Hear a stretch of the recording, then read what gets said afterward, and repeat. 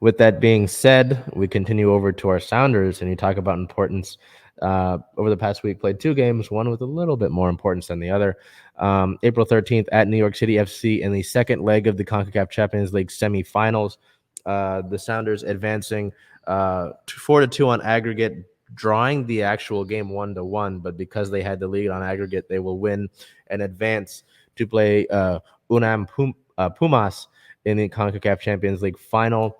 Leg one of that final will take place on April 27th in Mexico City at 7:30 Pacific time. And then leg two will be back here in Seattle on May 4th with a 7 o'clock Pacific time. And I think Lumen Field is almost sold out for that. So if they're not, that's a Wednesday game, and that's still in May. Yeah. So if there's tickets available still, I would get on that. Pause the video, go and take care of that right now.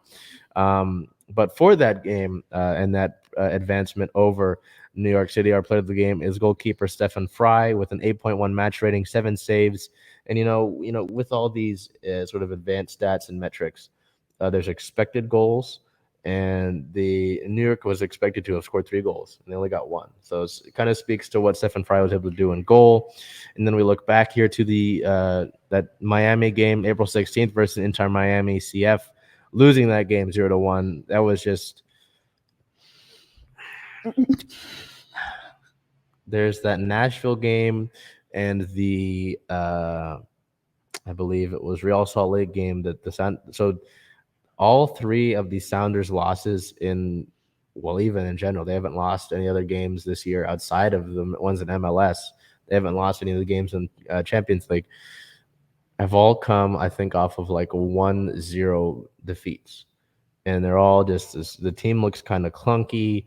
They're not able to get anything going offensively until it was too late.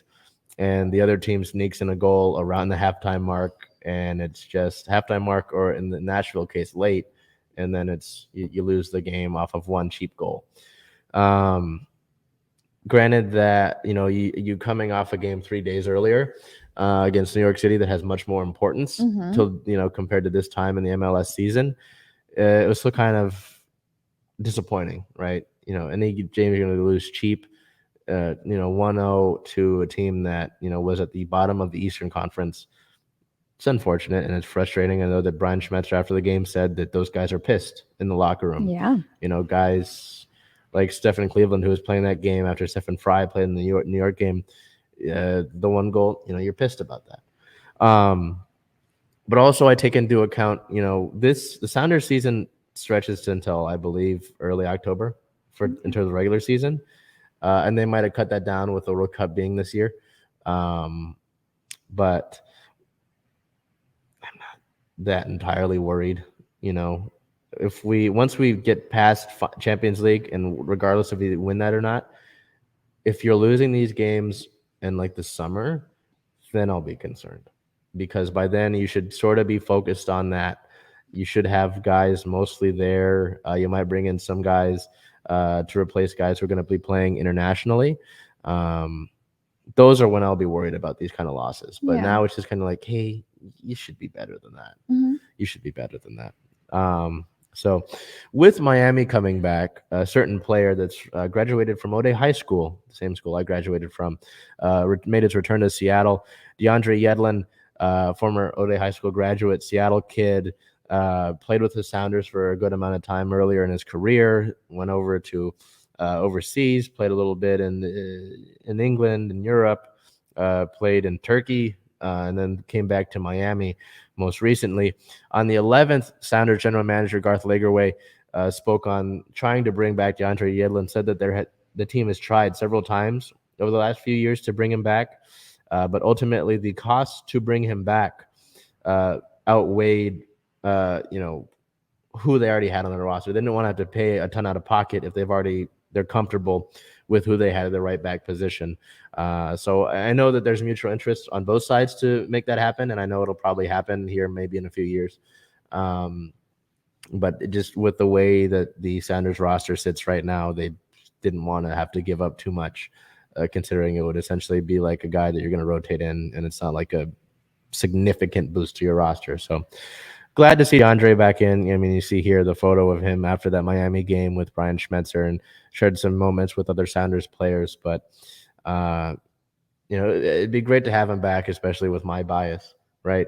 But just interesting to note that, the effort was made. It just, the con money, essentially yeah. outweighed the pro here. On the 13th, it was announced as a result of the Sounders advancing to the Champions League Final. Seattle's match against Vancouver that was scheduled on the 30th of this month, which was a home match, has been moved to June 14th, similar to that Cincinnati match a week or two ago.